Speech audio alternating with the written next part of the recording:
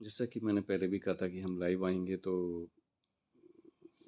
आप लोगों का रिस्पॉन्स नहीं आया।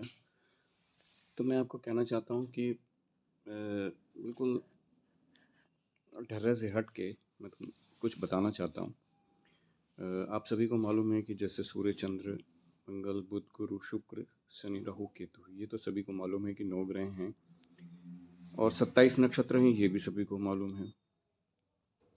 अब देखने वाली चीज़ ये है कि जैसा कहा जाता है कि पंच महापुरुष योग होते हैं, योग तो बहुत सारे हैं और योगों के बहुत सारे नाम भी हैं, लेकिन वो योग किसी-किसी को फलित होते दिखाई पड़ते हैं, सभी को उसका फल मिलता नहीं है। अब हमारे मन में प्रश्न उठता है कि या तो ज्योतिष गलत है और या फिर उसको देखने वाले नहीं हैं।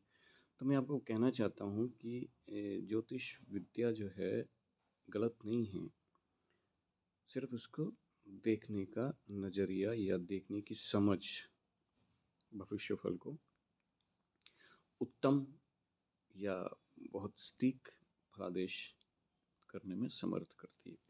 तो मैं थोड़ा सा आपको जिक्र कर दूं कि जैसे सूर्य, चंद्र, मंगल, बुध, गुरु, शुक्र, शनि, राहु और केतु, ये तो 9 ग्रह हो गए और 27 नक्षत्र भी हैं। और मैंने पहले भी कहा कि जो दर्शक हमारे ज्योतिष विद्या में रुचि रखते हैं, केवल वो ही जुड़े हैं या जिन्हें पहले से कुछ इसका ज्ञान हो। और मैं कहना चाहता हूँ कि जैसे जो भी ये पहले तो थोड़ी सी उसकी ग्रहों की प्रकृति को समझ लें, थोड़ा हट के, जैसा जैसा कि अभी तक विचार किया जाता है उससे थोड़ा सा हट के बता रहा हूँ। जैसे कि आपके मंगल है तो मंगल की सबको मालूम है कि दो दो राशियाँ होती है, शुक्र की भी दो राशियाँ हैं, बुध की भी दो राशियाँ हैं, शनि की भी दो राशियाँ हैं। सिर्फ सूर्य और चंद्रमा दो ग्रह ऐसे हैं जिनकी सिर्फ एक एक राशि है।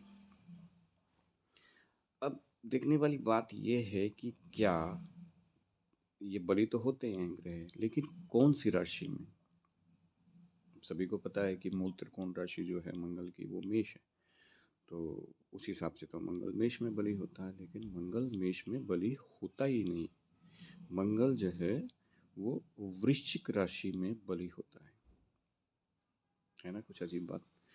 अच्छा, दूसरी बात, जो आपका शुक्र है, शुक्र की दो राशियां हैं, वृष और तुला, लेकिन शुक्र जो है वो तुला राशि में बली होता है। और बुध की जो है मिथुन और कन्या है, और जबकि कन्या जो है वो बुध की उच्च राशि है, लेकिन उसके बावजूद भी बुध मिथुन राशि में बली होता है। ये बहुत विचित्र बात है।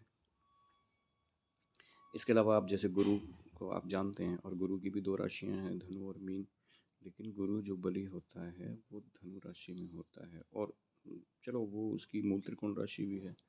अब जो शनि है उसकी दो राशियां हैं और कुंभ उसकी मूल त्रिकोण राशि है, उसके बावजूद भी शनि जो है वो मकर राशि में बली होता है। अब आपने समझ लिया मैंने क्या क्या कहा। यदि आप इस बात को समझ लें कि मंगल वृश्चिक में, शुक्र तुला में, बुध मिथुन में, गुरु धनु में और शनि मकर में, ये इनकी बली राशियाँ। अब थोड़ा सा बिल्कुल हट के बता रहा हूँ, चलो वो तो सभी को मालूम भी है, उसमें इतना कुछ हट के नहीं है। जैसे प्रकृति के हिसाब से अगर ग्रहों को देखा जाए तो जो बुध और गुरु हैं ये सात्विक ग्रह हैं। सात्विक से अर्थ ये बनता है कि वो अच्छी प्रकृति के हैं और सात्विक उनके नेचर है, या यूं भी कह सकते हैं जैसे सात्विक भोजन वो ग्रहण करते हैं। अब जो सूर्य, चंद्र और शुक्र ग्रह हैं ये राजसिक ग्रह हैं।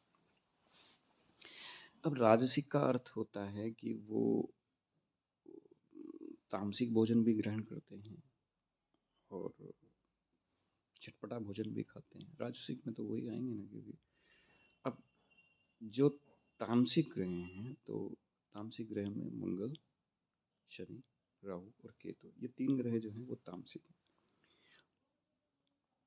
इसका अर्थ ये हुआ कि वो प्रकृति से भी और भोजन करने की दृष्टि से भी वो तामसिक प्रकृति के व्यक्ति। अब हम ये आपने समझ लिया कि हमारे पास जो है वो गुरु और बुध सात्विक हैं, सूर्य, चंद्र और शुक्र जो है वो राजसिक हैं, और इसके अतिरिक्त जो ग्रह बचे हैं जिसमें मंगल, शनि, राहु और केतु है, ये तामसिक प्रकृति के ग्रह हैं। अब इनका उपयोग हम जन्मपत्र देखते समय करेंगे। इसी प्रकार अगर लिंग के हिसाब से देखा जाए, जैसे पुरुष, स्त्री और नपुंसक ग्रह कौन से होते हैं, तो उसमें जो है सूर्य, मंगल और गुरु जो है वो पुरुष लिंगी है, और चंद्र, शुक्र और राहु जो है वो स्त्रीलिंगी है। केतु, शनि और बुध ये जो है नपुंसक ग्रह माने जाते हैं। एक बार आपको फिर से रिपीट कर दूं कि सूर्य, मंगल और गुरु ये पुरुष, चंद्र, शुक्र और राहु स्त्री, और केतु, शनि और बुध जो है नपुंसक ग्रह है। ये आप अच्छी तरह से नोट कर लें। ये इसका उपयोग जो है भविष्य कथन में आएगा, और वहाँ ये चीज़ें बहुत अच्छी तरीके से आप समझ सकेंगे। अब आप जैसे समझते हैं कि सूर्य, चंद्र, मंगल जो हैं आपस में मित्र ग्रह हैं, तो थोड़ा सा मैं ये आपको बताना चाहता हूँ कि ग्रहों की कौन सी राशियाँ हैं जो मित्र राशियाँ कहलाती हैं। अब जैसे सूर्य है, सूर्य ग्रह की कर्क, वृश्चिक, धनु और मीन राशियाँ। कर्क, वृश्चिक, धनु और मीन।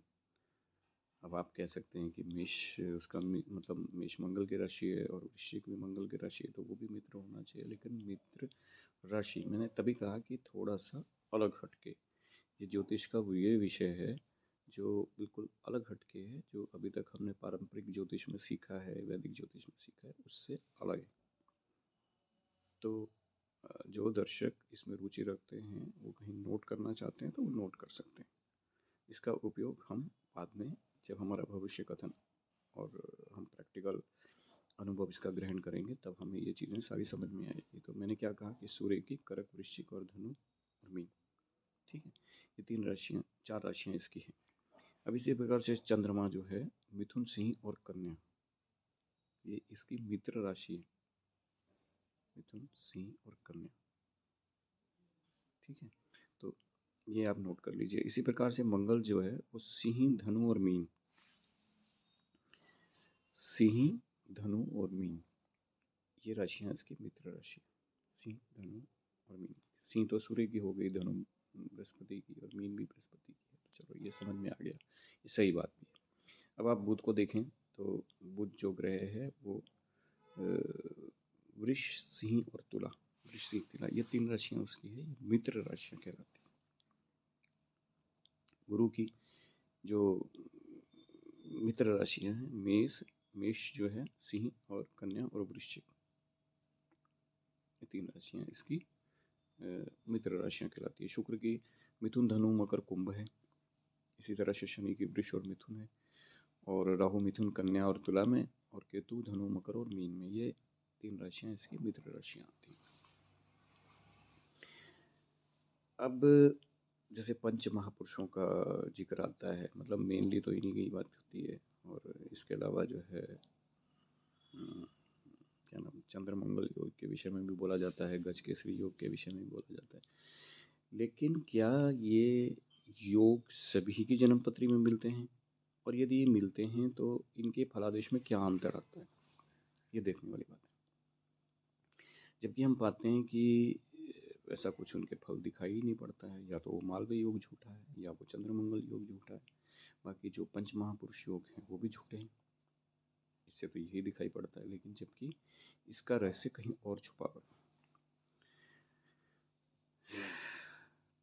तो आपने समझ लिया अच्छी तरह से कि जो हमारे 9 ग्रह हैं, 27 नक्षत्र हैं। मैं इसकी बहुत डिटेलिंग में नहीं जा रहा हूँ। जो मुझे आपको, जो आपसे इन ग्रहों के विषय में मुझे चर्चा करनी है, मैं उसी विषय पे जा रहा हूँ, और सिर्फ उतनी ही मात्र कर रहा हूँ। अगली वीडियो में थोड़ा अगला कंसेप्ट हम क्लियर करेंगे,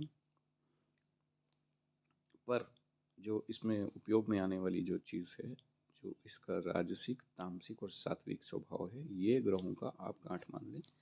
मित्र राशियां जो हैं उनको आप अच्छी तरह से समझ लें, ठीक है।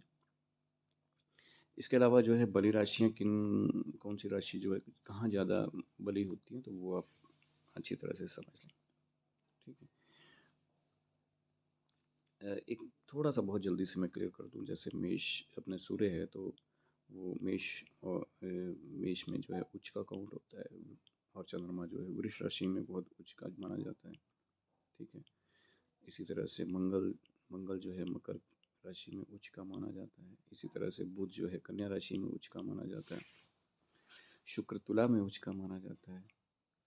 शुक्र जो है सॉरी मीन में उच्च का माना जाता है, और शनि तुला राशि में उच्च का माना जाता है। तो ये उनकी उच्च राशि है, जबकि उनका जिक्र अभी हमने किया नहीं है। तो मैं अगली वीडियो में आपको कुछ और बताना चाहता हूँ, जिसमें आप जुड़े रहें तो आपको कुछ समझ में आएगा कि अरे ये चीज़ें तो हमने छोड़ दी, ये हमारी समझ में क्यों नहीं आई, या हमें इसे पहले समझना चाहिए था। तो अगले वीडियो में आप अगली वीडियो का इंतज़ार कीजिए। तब तक के लिए आप सभी को जय श्री राम, धन्यवाद।